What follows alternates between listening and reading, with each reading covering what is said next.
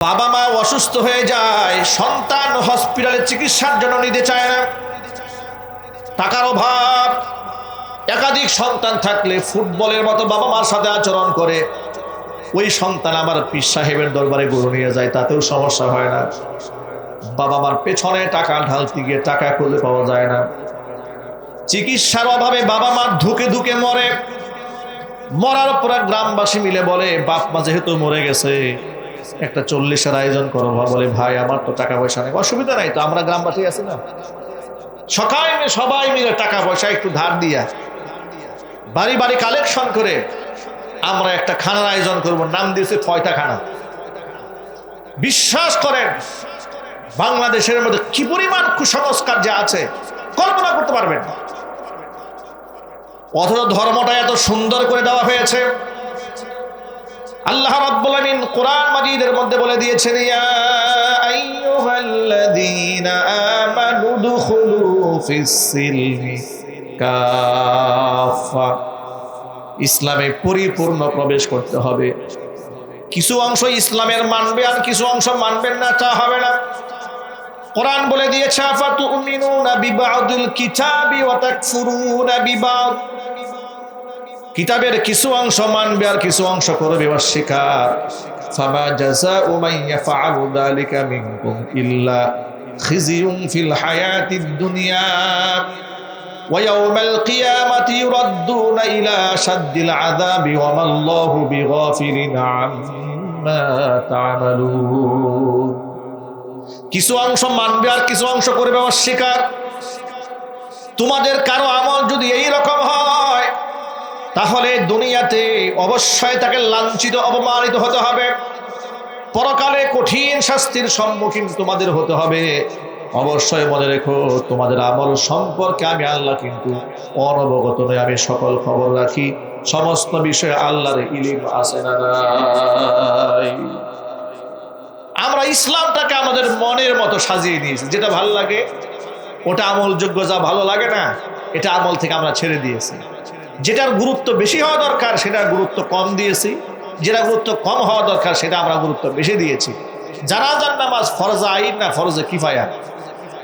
এটা জুড়ে বলেন। অথচ জানাজার নামাজে শামিল হওয়ার জন্য এলাকার মানুষ কেমন পাগল হয়ে যায়। মানে ব্যাপক গুরুত্ব, এই অমুকে মারা গেছে, জানাজায় যেতে হবে।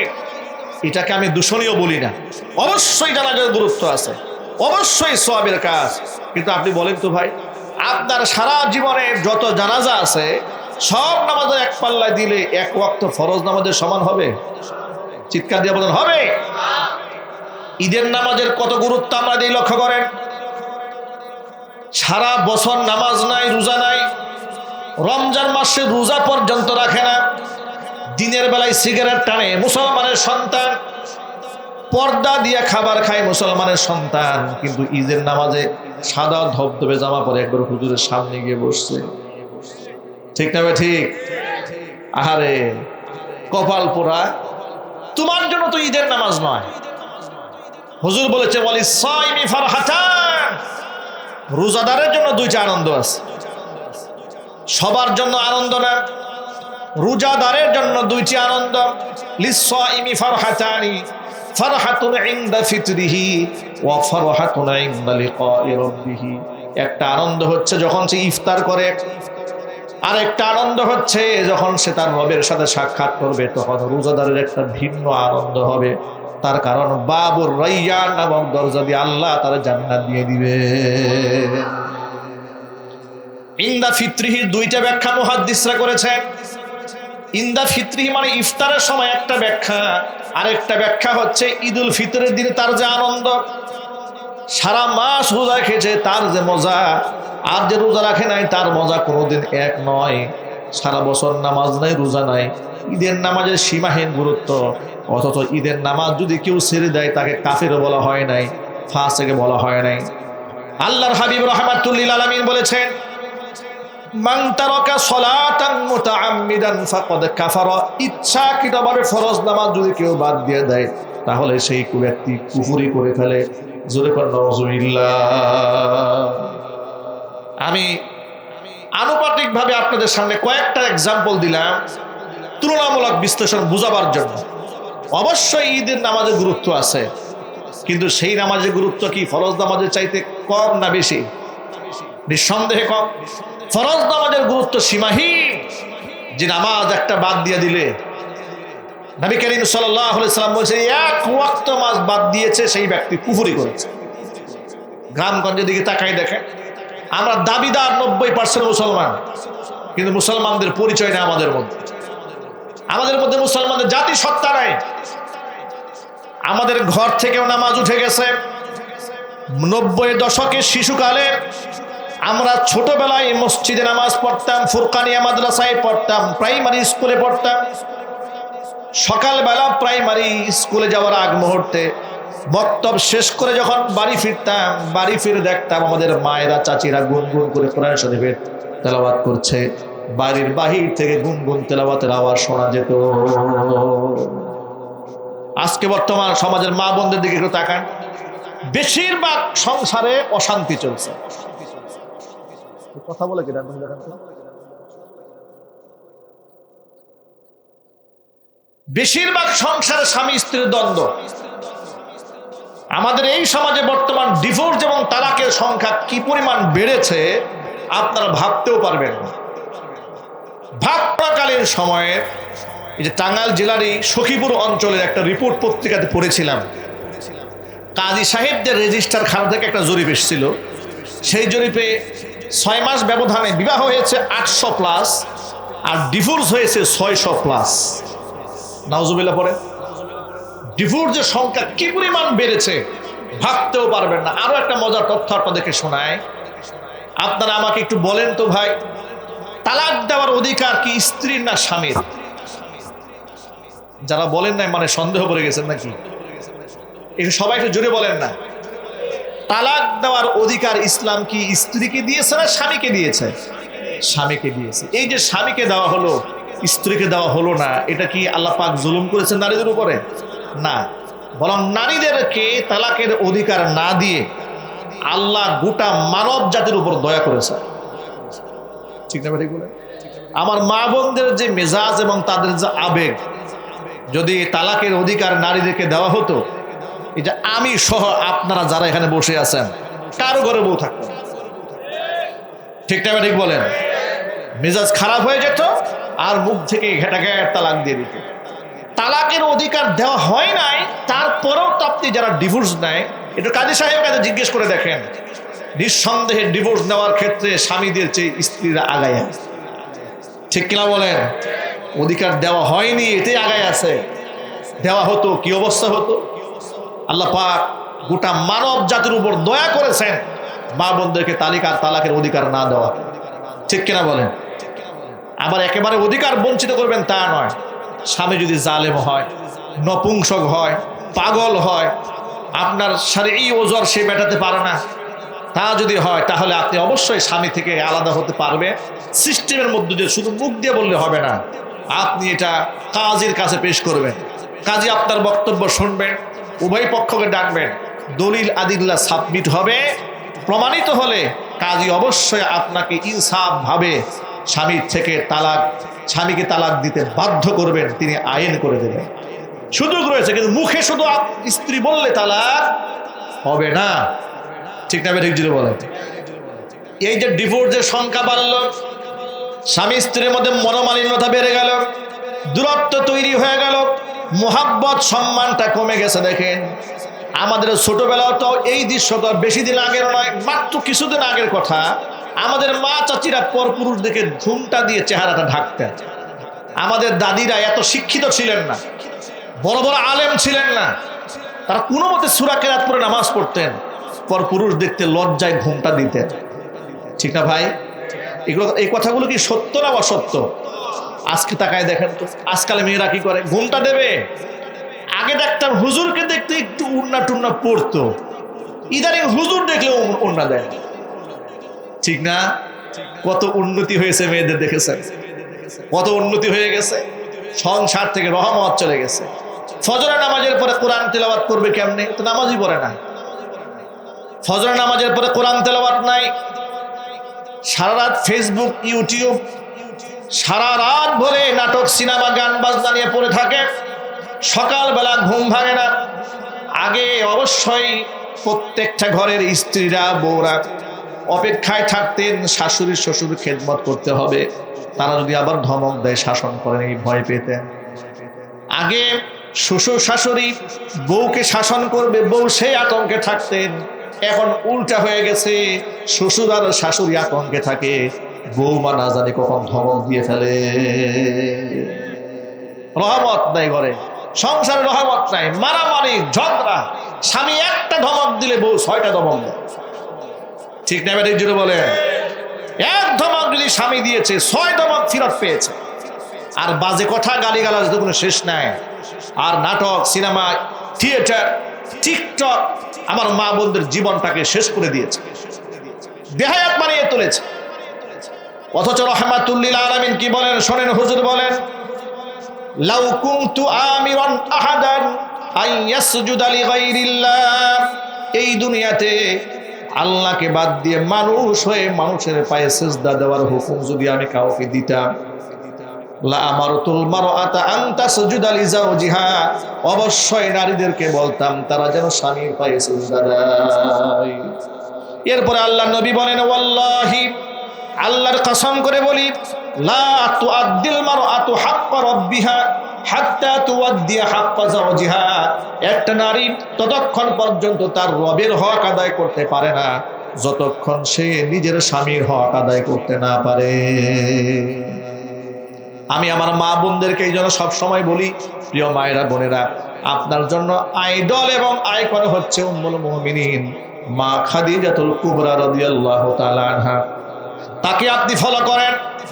বর্তমান সমাজের সিনেমার কোনো নায়িকা কিংবা কোনো শিল্পী, কোনো গায়িকা, কোনো ক্রিকেটার, কোনো তারকা আপনার মডেল আইকন নয়।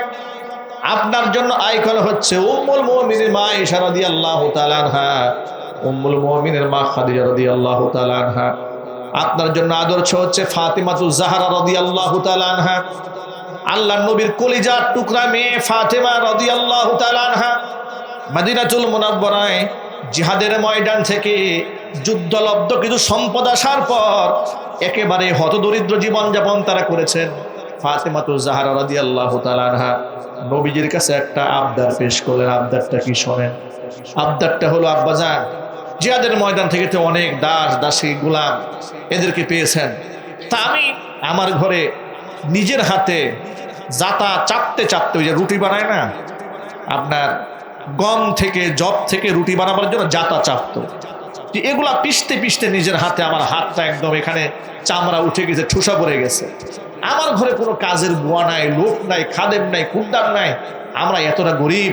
আব্বাজান, আপনি যদি আমাকে একটু সহযোগিতা করার জন্য একটা খাদেম দিতেন, একটা গোলাম দিতেন, একটা কাজের লোক দিতেন, আমাকে একটু সহযোগিতা করতো।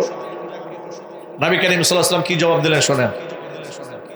হুজুর সাল্লাল্লাহু আলাইহি সাল্লাম ফাতেমাকে বললেন, ফাতেমা রে, তোমার স্বামী আলী কোথায়?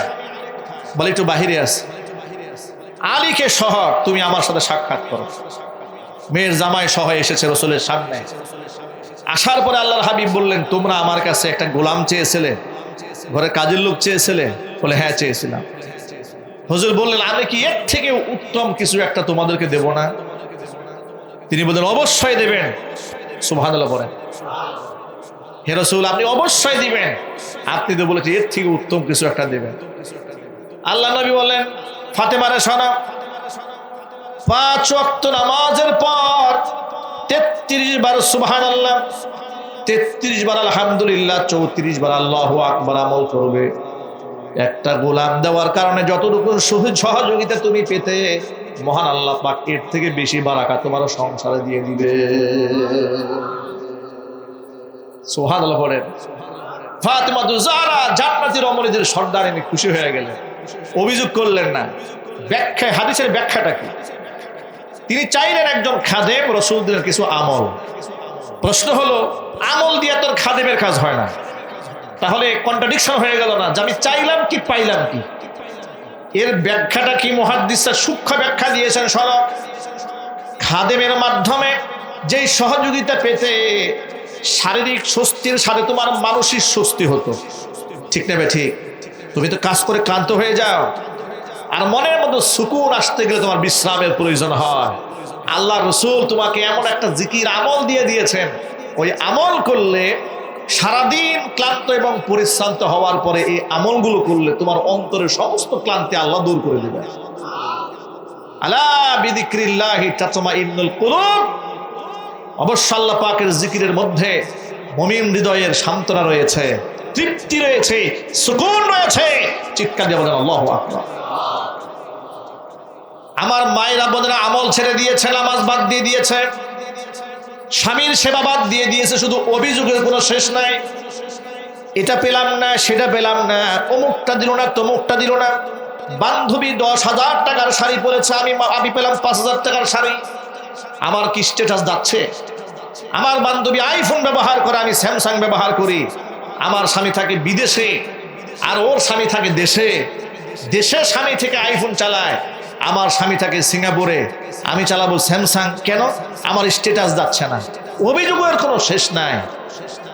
আবার কথায় কথায় বলে তোমার সংসারে আমি তো বউয়ের মর্যাদা পাই না, আমি তো এই ঘরের চাকরানি। ঠিক না ঠিক জুড়ে বলেন? এই কথা মেয়েরা বলে না? তুমি তো আমার কাজের বুয়ালা হিসেবে রেখেছো, তোমার ঘরের সংসারে কাজ করতে করতে আমার জিন্দগি শেষ, একমাত্র আমি রেখেই তোমার সংসারটা করলাম। কিন্তু বাচ্চাদের মুখের দিকে তাকায় সংসারটা করলাম, আমি ছাড়া তোমার সংসারটা কেউ করতো না। এই ধরনের ডায়লগ দিয়ে দিয়ে স্বামীর মনে আঘাত দেয়। আমি ওই সমস্ত মা বোনদেরকে বলি, মায়েরা বলে না, উম্মুল মুমিনিন মা খাদিজাতুল কুবরা রাদিয়াল্লাহু তাআলা আনহা সম্পর্কে আপনাদের কেন বলি যে আপনারা তাকে আইডল মানে? একটু কারণ শোনেন।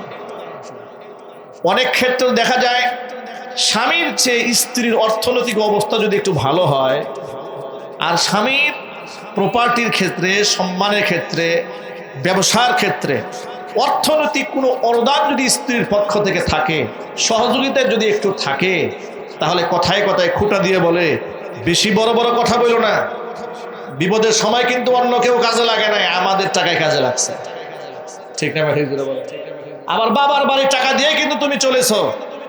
এরকম খুঁটাটা কমন ভাবে স্ত্রীরা স্বামীকে দিয়ে থাকেন। এবার শোনেন, মা আয়েশা রাদিয়াল্লাহু তাআলা আনহা বলেন যে খাদিজাতুল কুবরা রাদিয়াল্লাহু তাআলা আনহার প্রশংসা আল্লাহর নবীর সামনে যখন হতো, তখন রাসূল সহজে খাদিজার আলাপ ছাড়তেন না, প্রশংসা শুধু করেই যেতেন। একদিন আমি হুজুরকে বললাম, ইয়া রাসূলুল্লাহ, ইন্নাহা কানাত আজুজাতান, আপনার স্ত্রী খাদিজা ছিল একটা বুড়ি মহিলা। কে বলতেছেন এই কথা? আয়েশা রাদিয়াল্লাহু তাআলা আনহা বলছেন, রাসূলের সর্বকনিষ্ঠ স্ত্রী। হাজার হলেও সতীন, তো সতীনের সামনে সতীনের প্রশংসা হলে একটু দিলে লাগে না? গায়রতে লাগে তো একটু। মা আয়েশা বলেন, একদিন খাদিজার প্রশংসা হচ্ছে, আর হুজুর প্রশংসা করতে গিয়ে এত প্রশংসা করছে খাদিজার যে ফাগিরতু, আমার গায়রতে লাগলো, আমার খুব মেজাজ খারাপ হয়ে গেল, আমার মনের মধ্যে একটু গায়রত লেগেছে, হিংসা জেগেছে, এত প্রশংসা কেন তার হবে? আমি বলে ফেললাম, ইয়া রাসূলুল্লাহ, ইন্নাহা কানাত আজুজাতান, আপনার স্ত্রী খাদিজা তিনি ছিলেন একজন বৃদ্ধা মানুষ। কদ মাতাত, সে তো মারা গেছে বহুত আগে। ওয়াকাদ আবদালাকাল্লাহু খায়রাম মিনহা, আপনার স্ত্রী খাদিজার চেয়ে উত্তম রমণী আল্লাহ পাক আপনার জীবনে স্ত্রী হিসেবে দান করেছে। নিজের দিকে বুঝালেন যে আমি একদিক থেকে কুমারী নারী, বুদ্ধিমতী, সুন্দরী, জ্ঞানী, সর্বদিক থেকে আমি উন্নত খাদিজার চেয়ে। তা আপনার মনের মধ্যে এত আফসোস কিসের? আপনি খাদিজাকে ভুলতেই পারেন না। আল্লাহ নবী কি জবাব দিলেন শোনেন। আল্লাহ নবী জবাব দেয়, বলেন, ওয়াল্লাহি ইয়া আয়েশা, হে আয়েশা, আমি আল্লাহর নামের কসম করে বলি, মা আবদালানি আল্লাহু খায়রাম মিনহা, আল্লাহ খাদিজার চেয়ে শ্রেষ্ঠ কোন রমণী আমার জীবনে আর উপহার দেননি। এবার খাদিজার প্রশংসা করে আল্লাহ নবী সাল্লাল্লাহু আলাইহি সাল্লাম বলছেন, শোনো, ইন্নাহা ক্বাদ আমানাত বি ইয কাফারা বিয়ান নাস, মক্কার লোকেরা যখন আমাকে অস্বীকার করেছে তখন সে আমার উপর ঈমান এনেছে। ওয়া সাদ্দাকাতনি ইয কাযযাবানিয়ান নাস, মক্কার লোকেরা যখন আমাকে মিথ্যাবাদী বলেছে, আমার খাদিজা আমাকে সত্যবাদী বলেছে। ওয়া ওয়াসাতনি বিমালিহা ইয হারামানিয়ান নাস, মক্কার সমস্ত লোকেরা যখন তাদের সম্পদ থেকে আমাকে বঞ্চিত করেছে, আমার খাদিজা তার সম্পদ দিয়ে আমাকে সাহায্য করেছে। ওয়ারাযাকানি আল্লাহু মিনহাল ওয়ালাদ ওয়া লাম ইয়ারযুকনি মিন গায়রিহা। মহান আল্লাহ পাক আমাকে যে কয়টা সন্তান দিয়েছেন সব খাদিজার গর্ভ থেকে দান করেছেন। খাদিজা ছাড়া কোনো স্ত্রীর গর্ভে আল্লাহ আমাকে কোনো সন্তান উপহার দেন নাই। যে খাদিজা আমার জন্য এত কিছু করলো, তোমরা সেই খাদিজার সাথে তোমাদের কি করে কম্পিটিশন হয়? খাদিজার কথা বলে তোমরা আমাকে কখনো কষ্ট দিও না। আল্লাহ নবী খাদিজাতুল কুবরা রাদিয়াল্লাহু তাআলা আনহার জন্য আল্লাহর কাছে দোয়া করে বলতেন, রব্বুল আলামিন, দুনিয়ার এই ছোট্ট জীবন থেকে আমি আমার খাদিজাকে হারিয়ে ফেলেছি, পরকালের কঠিন ময়দানে আমি যেন আমার খাদিজাকে না হারাইয়া যাই। আবু হুরায়রা রাদিয়াল্লাহু তাআলা আনহু, হুজুরের বিখ্যাত সাহাবী, তিনি বলেন নবী করিম সাল্লাল্লাহু আলাইহি ওয়াসাল্লাম একদিন হিরা গুহায় ধ্যানমগ্ন আছেন। এমন সময় হযরত জিবরাইল আলাইহিস সালাতু ওয়াস সালাম এলেন। জিবরাইল এসে হুজুরকে ডেকে বললেন, ইয়া মুহাম্মদ, হে মুহাম্মদ সাল্লাল্লাহু আলাইহি ওয়াসাল্লাম, হাদিহি খাদিজা কদ আতাতকা মাহা ইদাউন ফিহি তুআমুন ওয়া শারাবুন। এই যে একটু পরে এই যে আপনার কাছে প্রায় চলে এসেছে আপনার স্ত্রী খাদিজা, তার হাতে একটা পাত্র আছে, এর মধ্যে কিছু পানিও আছে, কিছু খাবার টাবার নিয়ে আসছে। ইদা আতাতকা, সে যখন আপনার কাছে আসবে, ফাকরা আলাইহা সালাম মিন রাব্বিহা ওয়া মিন্নি। আপনার স্ত্রী খাদিজা আপনার কাছে আসার পরে তার আল্লাহর পক্ষ থেকে এবং আমি জিবরাইলের পক্ষ থেকে আপনি খাদিজাকে সালাম জানিয়ে দিবেন। আপনি বলবেন, আল্লাহ পাক তোমাকে সালাম দিয়েছে, হযরত জিবরাইল তোমাকে সালাম জানিয়েছে। আল্লাহু আকবার বলে, কি সৌভাগ্যের কথা, আল্লাহ সালাম জানিয়েছে। সুবহানাল্লাহ বলবেন না ভাই? আচ্ছা, একটা মানব জীবনে এর চেয়ে বড় সম্মান পৃথিবীতে আর কিছু হতে পারে বলে? মানে আমার আল্লাহ আমাকে যিনি সৃষ্টি করেছেন, আমাকে যিনি বানিয়েছেন, যিনি আমার রিজিকের মালিক, যিনি আমার হায়াতের মালিক, যিনি আমার জীবন যৌবনের মালিক, যার ইশারায় আমি বেঁচে আছি, যার ইশারায় আমি দুনিয়া থেকে চলে যাব, যার হাতে আমার জান্নাত আর জাহান্নাম, তিনি আমাকে সালাম জানাচ্ছেন। এর চেয়ে বড় সৌভাগ্য পৃথিবীতে আর কিছু আছে? মা খাদিজাকে আল্লাহ এই সম্মানটা দান করেছিলেন। চিৎকার দিয়ে করা আল্লাহু আকবার। ঠিক এই কাজটা করা হলো। মা খাদিজা যখন এলেন, নবী করিম সাল্লাল্লাহু আলাইহি ওয়াসাল্লাম তাকে বললেন, আল্লাহ পাক তোমাকে সালাম জানিয়েছেন, জিবরাইল তোমাকে সালাম জানিয়েছেন, তোমার জন্য জান্নাতে মণি মুক্তা খচিত একটা বেহেশতের বিরাট বালাখানা সুসংবাদ দান করেছেন। এমন একটা সুরম্য অট্টালিকার সুসংবাদ আল্লাহ তোমাকে দিয়েছেন জিবরিল মারফত। লা নাসাবা ফিহি ওয়ালা কাসাব, সেখানে কোনো প্রকার শোরগোল নাই, কোনো ক্লান্তি নাই, চিৎকার চেঁচামেচি নাই। এমন একটা বেহেশতের সংবাদ, এমন একটা সুরম্য অট্টালিকার সংবাদ আল্লাহ পাক তোমাকে দান করেছেন। জিবরাইল আলাইহিস সালাতু ওয়াস সালামের পক্ষ থেকে সালাম পাওয়ার পরে, আল্লাহর পক্ষ থেকে সালাম পাওয়ার পরে মা খাদিজা সালামের কি জবাব দিলেন শোনেন। তিনি বললেন, হুয়াস সালাম। আল্লাহর পক্ষ থেকে সালাম এসেছে না, এখন সালামের তো জবাব দিতে হবে। এখন আল্লাহর সালামটা কিভাবে জবাব দেবে? সালামের অর্থ হচ্ছে আসসালামু আলাইকুম ওয়া রাহমাতুল্লাহ, যা তোমার উপরে শান্তি বর্ষিত হোক। কিন্তু আল্লাহর উপরে শান্তি বর্ষিত হোক, এটা কি দোয়া করা যায় নাকি? আল্লাহর উপরে কে শান্তি বর্ষিত করে? এই জন্য মা খাদিজা বলেন, হুয়াস সালাম, তিনিই তো শান্তিময়, শান্তির মালিকই তো তিনি। সুবহানাল্লাহ বলেন। ওয়া মিনহুস সালাম, তার পক্ষ থেকে সালামের ফয়সালা হয়। ওয়া আলা জিবরিলের সালাম, জিবরাইলের উপর শান্তি বর্ষিত হোক। সালামের জবাব দিয়ে দিলেন। কত বড় মর্যাদার পাত্রী খাদিজাতুল কুবরা, যাকে আল্লাহ সালাম দিয়েছেন, হযরত জিবরাইল আলাইহিস সালাতু ওয়াস সালাম সালাম দিয়েছেন। এবার এই মর্যাদা কেন পেলেন শোনেন। জিবরাইল বললেন, ওয়াবাশশিরহা বিবাইতিন ফিল জান্নাতি মিন কসবিন লা সাখাবা ফিহি ওয়ালা নাসাবা। এমন জান্নাতের সুসংবাদ আপনি তাকে দেবেন, মণিমুক্তা খচিত সে জান্নাত, যেখানে কোনো ক্লান্তি নাই, কোনো দুঃখ নাই, কোনো শোরগোল নাই, কোনো আওয়াজ নাই। মুহাদ্দিসরা হাদিসের অংশের ব্যাখ্যা করে বলেছেন, একেবারে সাইলেন্ট মোড একটা জান্নাতের সুসংবাদ এই জন্য তাকে দেওয়া হয়েছে।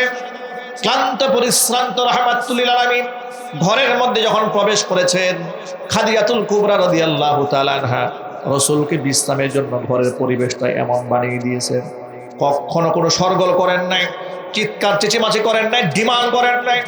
আল্লাহর হাবিব নিজে বলেছেন, আমি আমার খাদিজার সাথে বিবাহ হওয়ার পরে আমি আমার ঘরের দরজার মধ্যে একবারের বেশি দুইবার কোনোদিন টুকা দেইনি, একটা বার টুকা দেওয়া মাত্র খাদিজা আমার জন্য দরজাটা খুলে দিত।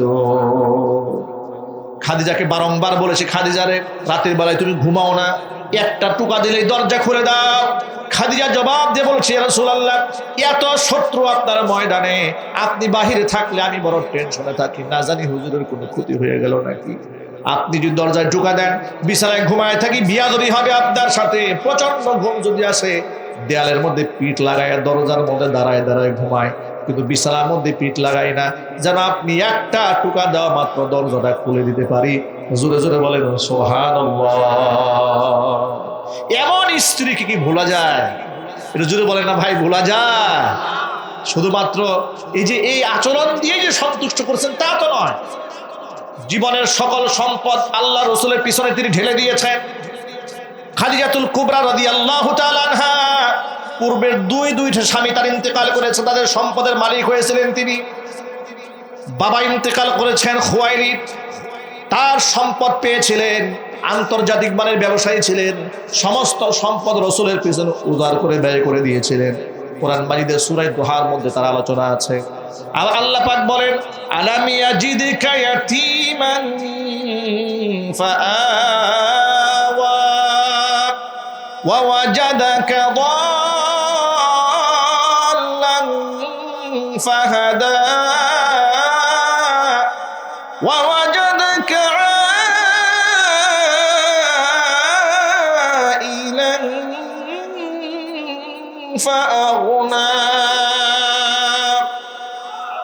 আল্লাহ পাক বলেন, আলাম ইয়াজিদকা ইয়াতীমান ফাআওয়া, আমি কি এতিম অবস্থায় আপনাকে পেয়ে আশ্রয় দেইনি? ওয়া ওয়াজাদাকা দাল্লান ফাহাদা, পথের দিশাহারা পাওয়ার পরে আপনাকে আমি পথ দেখিয়েছি। ওয়া ওয়াজাদাকা আইলান ফাআগনা, আপনাকে আমি দরিদ্র পেয়েছি, আপনাকে আমি ধনী বানিয়ে দিয়েছি। তাফসীর ইবনে কাসিরের বর্ণনায় এর মধ্যে এসেছে, ওয়া ওয়াজাদাকা আইলান ফাআগনা, আই ফাআগনা বিমালি খাদিজা, খাদিজার মাল দিয়ে হে নবী আপনাকে আমি ধনী বানিয়ে দিয়েছি। একটু জোরে বলেন না সুবহানাল্লাহ। আর এই স্বীকৃতি আল্লাহর নবী নিজেও দিয়েছেন। ওই যে আয়েশা রাদিয়াল্লাহু তাআলা আনহার সাথে কথোপকথন করতে গিয়ে বললেন, ওয়াসাতনি বিমালিহা ইদ হারামানি আন-নাস, মক্কার লোকেরা যখন আমাকে বঞ্চিত করেছে, আমার খাদিজা তার সমস্ত সম্পদ দিয়ে আমাকে সাহায্য করেছে। সমস্ত সম্পদ ব্যয় করতে করতে একটা পর্যায়ে অবস্থা এমন হয়েছে, শিয়াবি আবি তালিবে পাহাড়ে বন্দি জীবন কাটিয়েছেন 3 বছর। মক্কার লোকেরা মুহাম্মদ সাল্লাল্লাহু আলাইহি ওয়াসাল্লামের সাথে, মুসলমানদের সাথে সব ধরনের ব্যবসায়িক লেনদেন বন্ধ করে দিয়েছিল, সামাজিকভাবে বয়কট করেছিল। সামাজিকভাবে বয়কট, ব্যবসায়িক লেনদেন নাই, খাবার দাবার নাই, এরকম বন্দি জীবনে সাহাবায়ে কেরাম গাছের পাতা খেয়ে জীবনযাপন করেছেন, ইসলাম ছেড়ে দেন। মা খাদিজাতুল কুবরা রাদিয়াল্লাহু তাআলা আনহা গাছের পাতা খেয়ে জীবনযাপন করেছেন। স্বামীর উপর অসন্তুষ্ট হয়ে একটি বারের জন্য বলেন নাই, আমি কেমন কপাল পুরা মেয়ে যে আমার এত সম্পদ সব আপনার পিছনে ঢেলে দিয়ে আজকে আমি অসহায় হয়ে গিয়েছি, কখনো বলেন নাই। নবী করিম সাল্লাল্লাহু আলাইহি সাল্লাম কেন তারা ভুলে যাবেন বলেন তো? হিরা গুহা থেকে যখন নেমে এলেন, তার উপর জিবরাইল আলাইহিস সালাতু ওয়াস সালাম আগমন করে 5টা আয়াত তার উপহার দিলেন, মুখের সাথে চাপ দিলেন, আলিঙ্গন করলেন, অত্যন্ত ভীত সন্ত্রস্ত হয়ে ঘরে ফিরে এলেন। তিনি নিজেও জানেন না নবুওয়াতের ইজহার হয়েছে, তার উপর কোরআন নাজিল হয়েছে। খাদিজা রাদিয়াল্লাহু তাআলা আনহাকে ডেকে বলেন, খাদিজা জাম্মিলুনি, আমাকে কম্বল দিয়ে পেঁচায় নাও, কাদ খাশিতু আলা নাফসি, আমি নিজের উপর শঙ্কা বোধ করছি, আমি কি বেঁচে থাকবো না মরেই যাবো। আর এত ভয় পেয়েছেন আল্লাহর নবী। এমন সন্ত্রস্ত স্বামীকে কিভাবে সান্ত্বনা বাণী শোনেন খাদিজাতুল কুবরা রাদিয়াল্লাহু তাআলা আনহা। তখন তিনি জানেন না স্বামী নবী হয়ে গেছে, জানেন না। বলেন, ইয়া আবাল কাসেম, হে কাসেমের পিতা, ওয়াল্লাহি, আল্লাহর কসম করে বললি, কাল্লা লা ইউখজিকাল্লাহু আবাদা, আপনি যে ভয় পেয়েছেন, নিজের উপরে শঙ্কা বোধ করছেন, শঙ্কিত হওয়ার কোনো কারণ নাই। অবশ্যই আমি আল্লাহর নামে কসম করে বলতে পারি, আমার আল্লাহ কখনো আপনাকে লাঞ্ছিত অপমানিত করবেন না। কেন করবেন না? ইন্নাকা লাতাসিলুর রহিমা, আপনার মধ্যে এমন কিছু কোয়ালিটি আছে, এই কোয়ালিটির মানুষ অপমানিত হতে পারে না। এই কোয়ালিটির মানুষ লাঞ্ছিত হতে পারে না, বঞ্চিত হতে পারে না। অবশ্যই কোয়ালিটির মানুষ রবের পক্ষ থেকে সম্মানিত হবে। কি বললেন শোনেন, সান্ত্বনা দিলেন কি বাণীগুলো বলে, ইন্নাকা লা তাসিলুর রাহিমা, আপনি আত্মীয়তার সম্পর্ক জুড়াই রাখেন, বুখারী শরীফের হাদিস। ওয়া তাহমিলুল কাল্লা, আপনি একেবারে সমাজের মধ্যে হতদরিদ্র মানুষের দায়িত্ব গ্রহণ করেন। ওয়া তাকসিবুল মা'দুম, অন্নহীনকে অন্ন দেন, বস্ত্রহীনকে আপনি বস্ত্র দান করেন। ওয়া তাকরিদ দাইফা, আপনি মানুষকে মেহমানদারি করেন। ওয়া তুঈনু আলা নাওয়াইবিল হক, বিপদগ্রস্ত মানুষের জন্য আপনি পরম বন্ধু হয়ে পাশে দাঁড়ান। এতগুলো গুণ আপনার মধ্যে আছে, অবশ্যই আপনাকে আল্লাহ পাক লাঞ্ছিত করবেন না। সুবহানাল্লাহ পড়ে। এতক্ষণ পর্যন্ত যে স্বামী অস্থির হয়ে গিয়েছিলেন, ভয়ে সন্ত্রস্ত হয়েছিলেন, স্ত্রীর কথা শুনে দিলটা ঠান্ডা হয়ে গেছে। হুজুর সান্ত্বনার বাণী নিলেন, এরপরে আরেকটু সান্ত্বনা দিয়ে বলছেন, প্রিয়তম স্বামী, আপনাকে অবশ্যই আমি আগামীকাল আমার চাচাতো ভাই উরাকা ইবনে নওফলের কাছে নিয়ে যাব। তিনি বাইবেল, তাওরাত, ইনজিল, অর্থাৎ তাওরাত, ইনজিল, জাবুর, এই তিনও কিতাবের বড় পণ্ডিত, বড় আলেম, তার কাছে নিয়ে যাব। সকালবেলা নিয়ে গেলেন তার কাছে, গিয়ে তার সমস্ত বিবরণ তার কাছে শোনালেন। ইতোমধ্যে তিনি বয়সের ভারে এতটাই মুহ্যমান হয়ে গিয়েছিলেন, দৃষ্টি হারিয়ে ফেলেছিলেন। উরাকা ইবনে নওফল ভালো করে দেখতেও পেতেন না, এই যে চোখের ভুরুগুলো সাদা হয়ে গেছে, একেবারে চোখ নিবু নিবু হয়ে গেছে, দেখতে পান না। তার কাছে গিয়ে খাদিজাতুল কুবরা রাদিয়াল্লাহু তাআলা আনহা রাসূলকে নিয়ে গেলেন, হুজুরের সমস্ত ঘটনার বিবরণ শোনালেন। শোনানোর পরে উরাকা ইবনে নওফল কি বলছেন শোনেন। উরাকা ইবনে নওফল মুহাম্মদ সাল্লাল্লাহু আলাইহি ওয়াসাল্লামকে ডেকে বলছে, হে মুহাম্মদ সাল্লাল্লাহু আলাইহি ওয়াসাল্লাম, আপনার তো ভয় পাওয়ার কোনো কারণ নাই। আপনার কাছে যিনি এসেছেন, ইনি হচ্ছেন সেই ব্যক্তি যিনি হযরতে মূসা আলাইহিস সালাতু ওয়াস সালামের কাছে এসেছিলেন। আপনার কাছে যিনি এসেছিলেন, তিনি হযরত ইব্রাহিম আলাইহিস সালাতু ওয়াস সালামের কাছে এসেছিলেন, তিনি হযরত জিবরাইল। আপনি হচ্ছেন আখির জামানার সেই পয়গম্বর, যার জন্য আকাশ জমিন অপেক্ষায় ছিল। চিল্লায় বলেন আল্লাহু আকবার। আরে লাউ কুনতু হাইয়ান, সেদিন আমি যদি বেঁচে থাকতাম, যেদিন আপনার এলাকার লোকেরা আপনাকে এলাকা থেকে তাড়ায় দেবে। ওয়ামা ইয়াতিহিম মির রাসূলিন ইল্লা কানু বিহি ইস্তাহজিউন, দুনিয়াতে এমন কোন রাসূল আসে নাই যে রাসূলের সাথে তার এলাকাবাসী তামাশা বিদ্রুপ করে নাই। আপনার সাথেও তামাশা হবে, আপনাকেও লোকেরা মিথ্যাবাদী বলবে, এলাকার লোকেরা আপনাকে তাড়িয়ে দিবে। যখনই বলেছে আপনার এলাকার লোকেরা আপনাকে বের করে দিবে, আল্লাহর নবী আবেগ আপ্লুত হয়ে কান্না করে দিয়েছেন। হুজুর বলেন, এই মক্কার লোকেরা আমাকে বের করে দিবে? বলে হ্যাঁ, যে মক্কার লোকেরা আমাকে আলামিন বলে, অতি বিশ্বাসী বলে, এদের সমস্ত সম্পদগুলো আমার কাছে আমানতের টাকা গচ্ছিত রাখে, আমার এলাকার লোকেরা আমাকে তাড়িয়ে দিয়ে বলে, হ্যাঁ, আপনার পূর্বে যত নবী রাসূল দুনিয়াতে আগমন করেছেন, উম্মতেরা তাদের সাথে এরকম চরম বিয়াদবি করেছিল। কিন্তু আমি ওয়াদা করলাম, আল্লাহ পাক যদি সেই দিন পর্যন্ত আমার হায়াত রাখেন, আমি আপনাকে সাহায্য করব। জোরে কোন আল্লাহু আকবার। ভাইরা আমার, কিন্তু পরবর্তীতে সেই সুযোগটা আর আসে নাই, তিনি আগে ইন্তেকাল করেছিলেন। এই ইতিহাসটা আপনাদের সামনে তুলে ধরার আমার দুইটা উদ্দেশ্য। এক নাম্বার উদ্দেশ্য হচ্ছে আমার মা বোনদেরকে সবক দেওয়া। স্বামী যদি কোনো কারণে কোনো বিপদগ্রস্ত হয়ে যায়, তাকে কখনো দুশ্চিন্তায় আপনি ফেলে দেবেন না, সব সময় তাকে সাহারা দেবেন, আপনি তার পরিপূরক হয়ে কাজ করবেন। কারণ স্বামী স্ত্রীর মহব্বতটা এমন হওয়া দরকার। কোরআন বলেছে, হুন্না লিবাসুল লাকুম ওয়া আনতুম লিবাসুল লাহুন্না, একে অপরের পোশাক এবং পরিচ্ছদ স্বরূপ। জোরে বলেন সুবহানাল্লাহ। কোরআন বলে দিয়েছে, জাআলা লাকুম মিন আনফুসিকুম আজওয়াজাল লিতাসকুনু ইলাইহা, তোমাদের ভেতর থেকে তোমাদের স্ত্রীদেরকে আমি আল্লাহ সৃষ্টি করেছি। লিতাসকুনু ইলাইহা, স্ত্রীদের কাছে গেলে যেন তোমাদের দিলটা ঠান্ডা হয়ে যায়।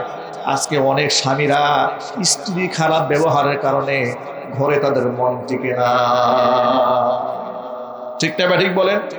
ঘরে মন টেকে না, স্ত্রীর অসহ্য যন্ত্রণায় পাগল পারা হয়ে যায়। তার ডিমান্ড, তার দাবি দাওয়া, তার আচরণ, তার বক্তব্য, তার অ্যাটিটিউড, তার ব্যবহার এত জঘন্য।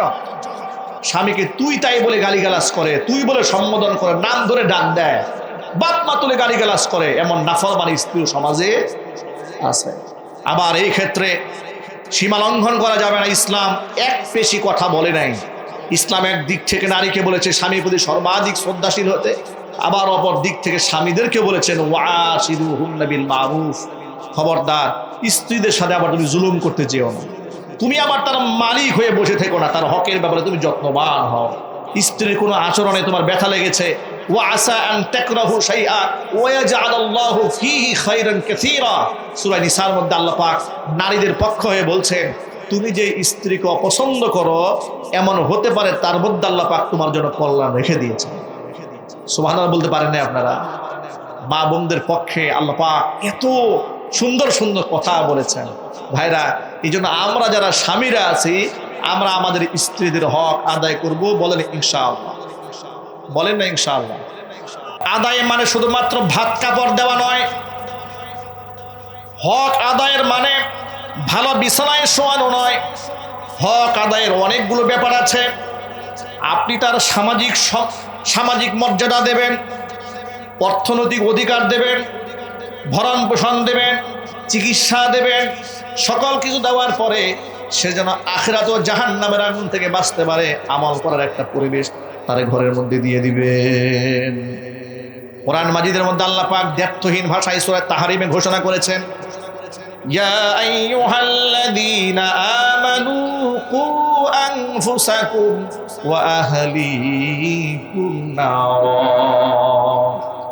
ওয়াকুদুহান নাসু ওয়াল হিজারা আলাইহা মালাইকাতুন গিলাযুন শিদাদুন লা ইয়াসুনাল্লাহা মা আমারহুম ওয়া ইয়াফআলুনা মা ইউমারুন।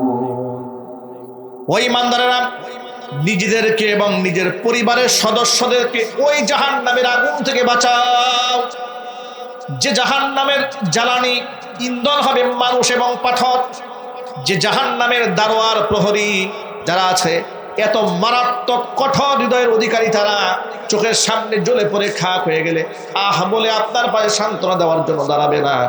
ঘুষ দিয়ে তাদেরকে ভিন্ন কাজে ধাবিত করা যাবে না। আল্লাহ যা নির্দেশ প্রদান করবে হুবহু সেই নির্দেশে পালন করবে। দুনিয়ার বিচারে দেখেন, আপনি যদি জেলখানায় যান, যত বড় আসামি আপনি হন না কেন, আপনি যদি মালদার হন, পয়সাওয়ালা হন, তাহলে কিন্তু আপনি ডিভিশনে থাকতে পারবেন, বিনা চিকিৎসায় আপনি হসপিটালে থাকতে পারবেন, জেলখানার সমস্ত সুযোগ সুবিধা আপনি ভোগ করতে পারবেন। টাকার বিনিময়ে জেলখানার মধ্যে নারী নিয়েও ফুর্তিও করা যায়, এমন ঘটনাও বাংলার জমিনে ঘটেছে। ঠিক না ঠিক বলেন? আপনার জন্য আহ উহ করার লোক আছে দুনিয়াতে, কিন্তু আখিরাতে জাহান্নামের আগুনে পুরো সময় আহ বলার কোনো লোক থাকবে না। আল্লাহ পাক বলছেন ওই জাহান্নামের আগুন থেকে নিজেকেও বাঁচাও, নিজের সন্তানদেরকে বাঁচাও। আমরা আমাদের সন্তানদেরকে নিয়ে জান্নাতে যেতে চাই, আমরা আমাদের স্ত্রীদেরকে নিয়ে জান্নাতে যেতে চাই, আমরা নিজেরাও নামাজি হতে চাই, আমরা স্ত্রীদেরকে আমরা নামাজি বানাতে চাই। চাই না ভাই? যদি বলুন চাই না আমরা? আল্লাহ পাক যেন আমাদের স্ত্রীদেরকে নামাজি বানায় দেন। একটু জোরে কর না আমিন ভাই।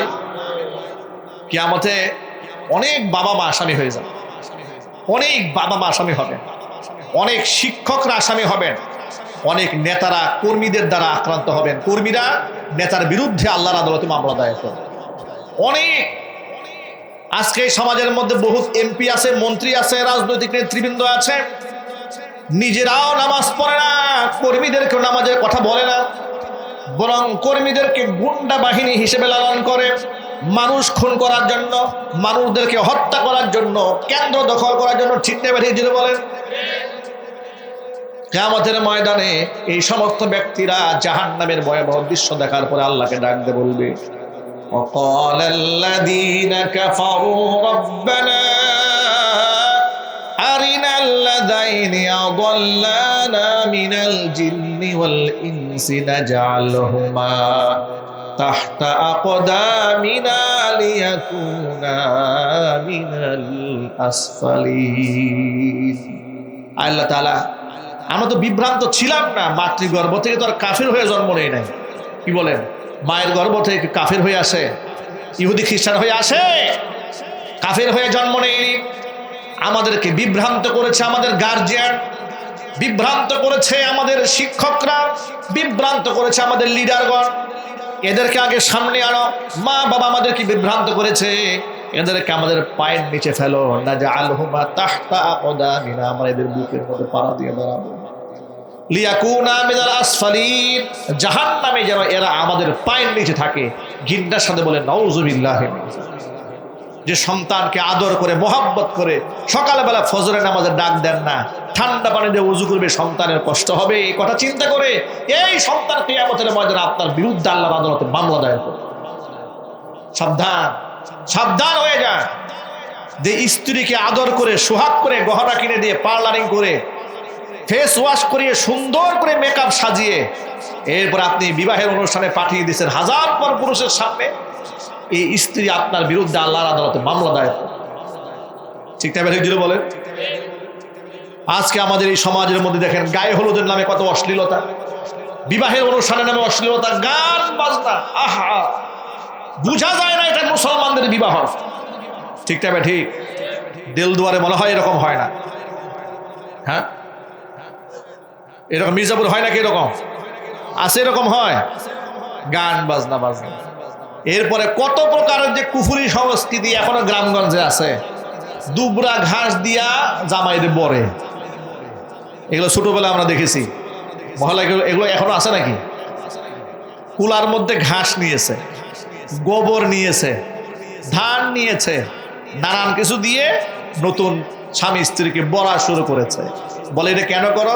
ভাই মুরব্বীরা করছে যাতে করে বিপদ আপদ থেকে বাঁচে। নাউজুবিল্লাহ পড়ে সবাই তো যদি বলে নাউজুবিল্লাহ, না এটা করা যাবে না, এটা হারাম, এটা করা কি হারাম। এরপরে বিবাহের অনুষ্ঠানগুলোতে সহজে সমাজের এমন একটা নেচার হয়ে গেছে, গরিবদেরকে দাওয়াত দিতে চায় না, কার্ড দিয়ে দিয়ে ধনীদেরকে দাওয়াত দেয় যাতে করে পয়সাটা ভালো পাওয়া যায়। সুন্দর করে প্যান্ডেল সাজায়, বের হয়ে যাওয়ার আগ মুহূর্তে গেটের সামনে কেশিয়ার বসাই রাখছে। খাওয়া দাওয়া করছেন, টাকা না দিয়ে চলে যাবেন তা হবে না, এটা যেন হোটেলের একটা মানি রিসিভ কাউন্টার। ঠিক কিনা বলে? হোটেলের মানি রিসিভ কাউন্টার আছে না, কাউন্টারের মতো বসে রাখছে যে দাওয়াত খাইছেন এবার টাকা দিয়ে যান। এই যে সিস্টেমের মধ্যে ফেলা, মানুষকে টাকা আত্মসাৎ করা, এগুলার বৈধতা আছে? এরপরে সুন্দর করে বধূরাকে সাজাইয়া স্টেজের মধ্যে বসিয়ে রেখেছে, হাজার পুরুষের ছবি তুলতেছে। আবার ফেসবুকে এমন যুবকও আছে নিজের বউয়ের ছবি ফেসবুকে দিয়া বলে, প্রিয় বন্ধুগণ আপনাদের নতুন ভাবে খাস দিলে দোয়া করে দিয়ে। কি এরকম বেহায়া পুরুষ নাই সমাজে? কারণ আপনার ভাবির সাথে দুইটা বছর কেটে গেল, এই কথা বললে আজকে আমাদের ম্যারেজ ডে। ঠিক কিনা বলেন? তাই প্রিয় বন্ধুগণ, বিবাহ বার্ষিকীতে আপনাদের সবাইকে শুভেচ্ছা। আমাদের জন্য খাস দিলে দোয়া করবেন, বাকি জীবনটা যেন এরকম সুখেই থাকতে পারে। এরপরে বন্ধুরা সহিনিয়তে দেখা শুরু করে নাকি? নাউজুবিল্লাহ পড়েন। মানুষ এত ব্যক্তিত্বলেস হয় কি করে? মানুষ এমন ক্যারেক্টারলেস হয় কি করে? নির্লজ্জতা তো সীমা থাকা উচিত। দায়ুস পুরুষের জন্য আল্লাহ পাক জান্নাতকে হারাম করে দিয়েছেন। দায়ুস পুরুষ কাকে বলে? আল্লাহর নবীর কাছ থেকে ব্যাখ্যা শুনে আচ্ছা বিরক্ত হচ্ছেন আপনারা? কষ্ট হচ্ছে? আপনারা যেভাবে বসে আছেন মনে হয় বেশি কষ্ট হচ্ছে না। বিরক্ত হলেও আমাকে একটু সিগন্যাল দিয়ে। হ্যাঁ, মাশাআল্লাহ। আল্লাহর হাবিব রাহমাতুল লিল আলামিন বলেছেন, সালাসাতুন ক্বাদ হারামাল্লাহু আলাইহিমুল জান্নাহ, তিন শ্রেণীর মানুষের জন্য আল্লাহ পাক তার জান্নাতকে হারাম করেছেন। তিনটা আঙ্গুল উঁচা করেন যাতে করে বালি থেকে ভুলে না যান। তিনটা আঙ্গুল উঁচা করেন না, একটু দেখান, এটা মনে থাকবে ইনশাআল্লাহ যে হুজুর তিনটা আঙ্গুল উঁচা করছিল। হাত নামান। এক নাম্বার, সালাসাতুন ক্বাদ হারামাল্লাহু আলাইহিমুল জান্নাহ, তিন শ্রেণীর মানুষের জন্য আল্লাহর জান্নাত হারাম। এর মধ্যে এক নাম্বার মুদমিনুল খামরি, মাদকাসক্ত ব্যক্তি, যারা মদ পান করে এদের জন্য আল্লাহর জান্নাত হালাল না হারাম?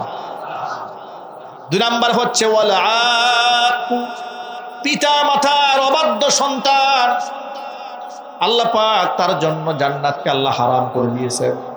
সন্তান যদি নামাজি হয় আর ন্যায় সঙ্গত কারণে বাপ মা যদি নারাজ হয়ে যায়, জান্নাত হারাম। তিন নাম্বার ওয়াদাইয়ুসুল্লাযী ইউকিররু ফি আহলিহিল খাবাস, ওই দায়ুস পুরুষের জন্য আল্লাহর জান্নাত হারাম যে দায়ুস পুরুষ তার অধীনস্থ নারীদেরকে বেপরদায় চালায়। হারাম। এত সহজে জান্নাতে যাওয়া যাবে না। আমাদের সমাজের মুসল্লিরা দেখে ইমাম সাহেবের বউয়ের হাত মোজা না থাকলে হুজুরের চাকরি শেষ। হুজুরের মেয়ের পর্দা আছে কিনা, হাত মোজা পা মোজা পড়লো কিনা, এটা 32 ব্যাটারির টর্চ লাইট দিয়ে ভালো করে যাচাই করে, ঠিক না? ঠিক। কিন্তু সভাপতি সাহেবের বউয়ের পর্দা আছে কিনা এটা কেউ দেখতে চায়, ঠিক না? ঠিক বলে। সেক্রেটারি সাহেবের মেয়ে পর্দায় চলে কিনা এটা কেউ দেখতে চায় না। সমাজের প্রভাবশালী লোকেরা সামনে কাতারে বসে কাশতে কাশতে আসে, এরকম সিগন্যাল দিয়ে দিয়া সবাই বুঝায় আমি একজন আসছি। ঘরের বউ হাফ প্যান্ট পরে চলে। ফর এক্সাম্পল বললাম আর কি, কথার কথা, পর্দার কোনো বালাই নাই, ঠিক না? ঠিক। আল্লাহ পাক এই পুরুষদেরকে দাইয়ুস বলেছেন, আর এদের জন্য আল্লাহ পাক তার জান্নাতকে হারাম করে দিয়েছেন। 1 নাম্বার, মদ্যপানকারী ব্যক্তি। যুব সমাজকে বলতে চাই, দুঃখ নিয়ে বলি, গ্রামগঞ্জে ওয়াজ করতে গেলে এখন অনেক লোকেরা স্লিপ দিয়া বলে হুজুর গ্রামগঞ্জে মাদক ঢুকে গেছে, ইয়াবা ঢুকেছে, গাঁজা ঢুকেছে, আফিম হেরোইন ঢুকেছে। অবাক হয়ে যায়, শহরের নাপাক কেমনে গ্রাম পর্যন্ত পৌঁছায় গেছে।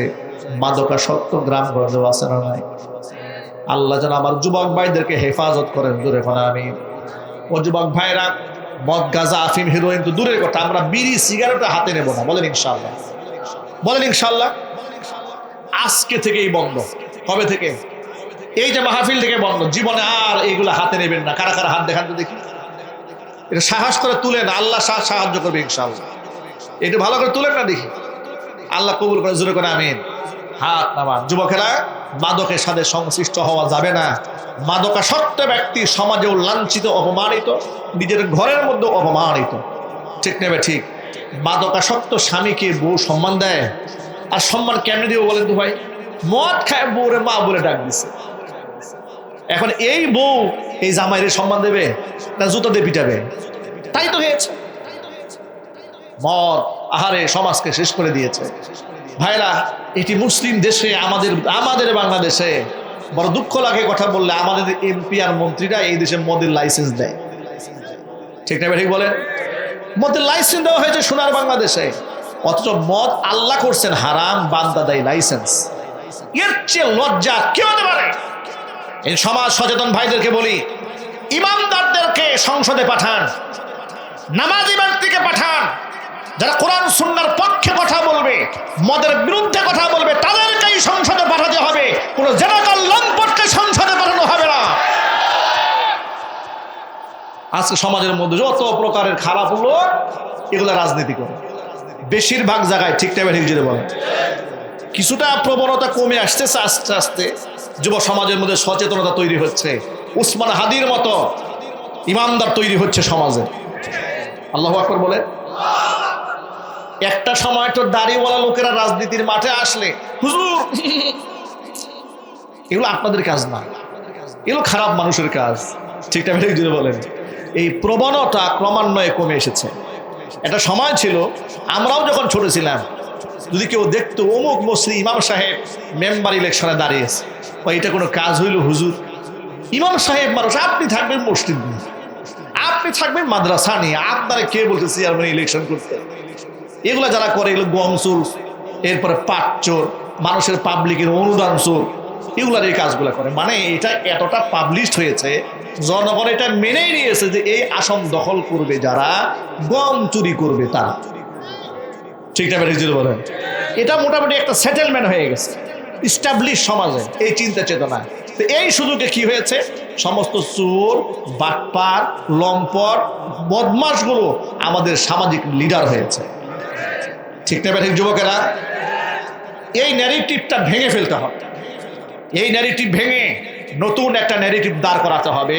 কোনো গাঁজাখোরকে আমরা ভোট দেব না, কোনো বেনামাজিকে আমরা সঙ্গ দেব না, কোনো মাস্তান এবং ডাকাতকে আমরা আমাদের এমপি আর মন্ত্রী বানাবো না, ঠিক কিনা চিল্লে বলেন? সাহস নিয়ে যদি দাঁড়ায় যেতে পারেন, দেখবেন দেশ বদলাই যাবে ইনশাআল্লাহ। বলেন, দেশ বদলাই যাবে। আপনি সৎ হন, ইমানদার হন। আমরা নাকি গরিব মানুষ, এই দেশটা কি গরিব দেশ? ফকির মিসকিন বলা হয় মিডিল ইস্ট আমাদেরকে। এই দেশের লোকদেরকে ওরা কি বলে জানেন? মিসকিন। কেন বলে? আমাদের চরিত্রের কারণে বলে।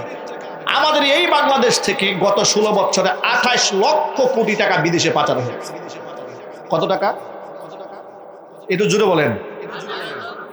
বুঝে শুনে ঠান্ডা মাথায় বলেন, 28 লক্ষ কোটি টাকা এই গরিব দেশ থেকে বিদেশে পাচার হয়ে গেছে। এটার নাম গরিব দেশ?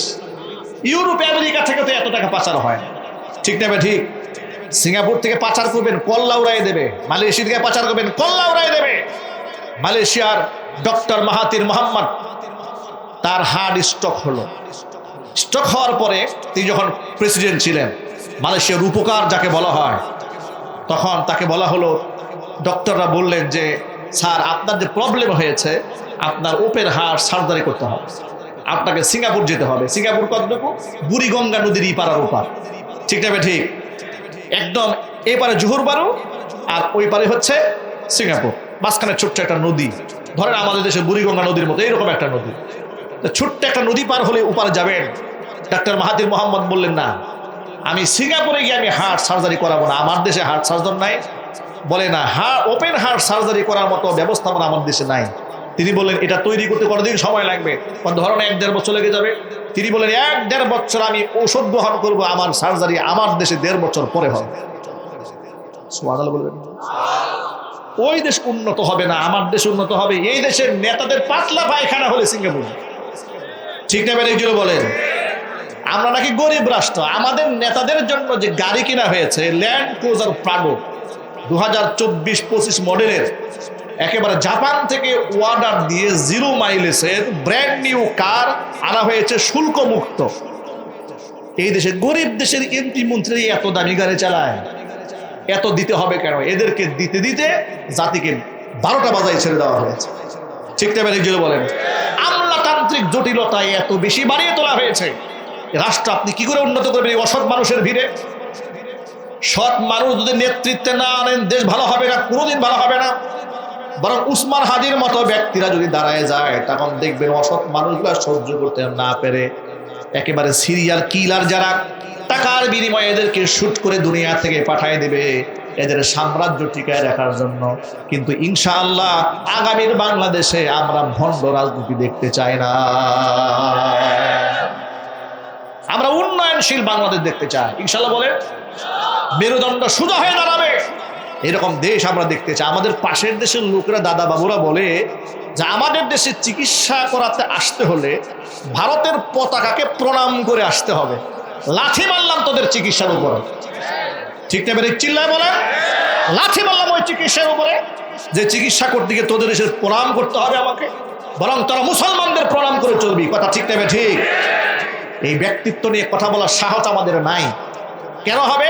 কেনই বা আমাদের হয় না? কারণ আমরা সবার 5 আনা গোলামি করি, ব্যক্তিত্ব নাই তো। ব্যক্তিত্ব নিয়ে দাঁড়িয়েছিলেন প্রেসিডেন্ট জিয়াউর রহমান, তাকে শেষ করে দেওয়া হয়েছে। ব্যক্তিত্ব নিয়ে দাঁড়িয়েছিলেন বেগম জিয়া, তিলে তিলে তাকে হত্যা করা হয়েছে। স্বৈরাচারী খুনি হাসিনা কি আপনার শোক পালন করতেছে খালেদা জিয়ার মৃত্যুতে? জীবদ্দশায় খুনি হাসিনা এই খালেদা জিয়ার মৃত্যু নিয়ে কেমন তামাশা করেছে মনে নাই? 80 বছরের উপরে বয়স হয়ে গেছে, তাকে নিয়ে এত নাটক কেন, এত কান্নাকাটি কেন? উনি নাকি মেকআপ করে বেড়ায়, উনি নাকি মদ খায় লিভার নষ্ট করছে, ঠিক না? বেরিয়ে বলেন, তাকে আমি ঘরে থাকার সুযোগ দিয়েছি, এখন আবার তালবাহানা জেগেছে, বিদেশ যেতে চায় চিকিৎসার জন্য। কত অকথ্য ভাষায় তাকে ব্যঙ্গ করেছে। বিনা চিকিৎসায় ধুকে ধুকে তারা মৃত্যুর করে স্বৈরাচারী খুনে নিজে ঠেলে দিয়েছে। কথা ঠিক না? বেরিয়ে বলেন, উনি নাকি এখন আবার কলকাতায় বসে দুঃখ প্রকাশ করে, শোক পালন করে যে ওনার বিধি আত্মার মাগফিরাত কামনা করি। খুনি তার বিচার হওয়া দরকার বাংলাদেশে, ঠিক না? বেরিয়ে বলেন, আপনি দেশের জন্য কাজ করেন, দেশের মানুষ আপনাকে ফিরিয়ে দিবে। আপনি মানুষের জন্য 10 কদম এগোবেন, আল্লাহ রহমত মানুষের কলিজায় ঢুকাই দিয়া 100 কদম জাতিকে আপনার পিছনে ফেলে দিবে।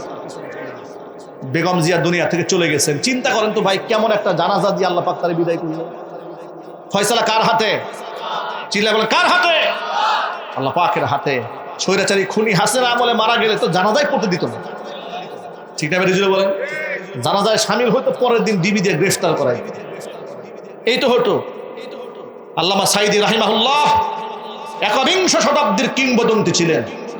এত বড় আল্লাহর ওলির সাথে কত বড় বিয়াদবি করেছে। ঢাকা শহরে জানাজা নামাজ পর্যন্ত পড়তে দেয় নাই, এই সেই বিয়াদব।